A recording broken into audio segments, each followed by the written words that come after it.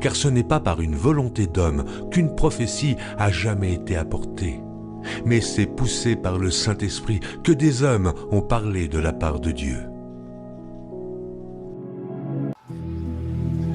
L'épée de jugement en Côte d'Ivoire, l'épée de jugement en Côte d'Ivoire, Dieu frappera. Côte d'Ivoire, Côte d'Ivoire, toi qui tues les prophètes et qui lapides à mort ceux qui te sont envoyés par Dieu. Combien de fois ai-je voulu rassembler tes enfants, comme une poule rassemble ses poussins sous ses ailes, et vous ne l'avez pas voulu. Ainsi dit l'Esprit, malheur à toi, Côte d'Ivoire, qui a longtemps tué les prophètes du Seigneur Jésus-Christ. Toi qui les détruis, tu verras désormais l'épée du jugement de Dieu au milieu de toi. L'épée du Seigneur exercera sa justice et frappera. Ainsi dit le Seigneur.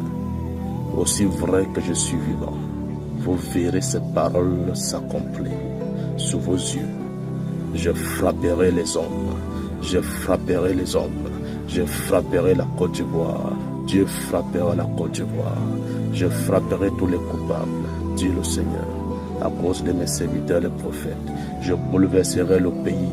Je remuerai le milieu des coupables en suscitant la confusion jusqu'à ce que tout soit exposé.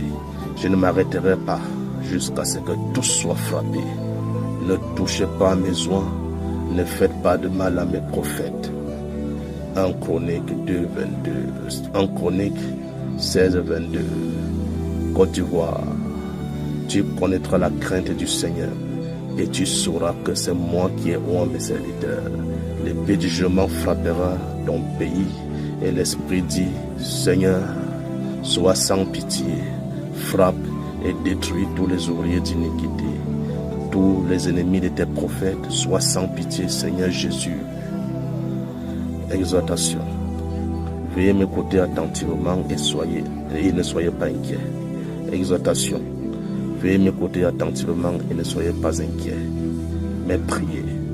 Quelle que soit l'issue de cette affaire concernant le prophète Elipada, que ce soit par la mort ou par la vie, car Dieu l'a choisi pour se glorifier à travers lui.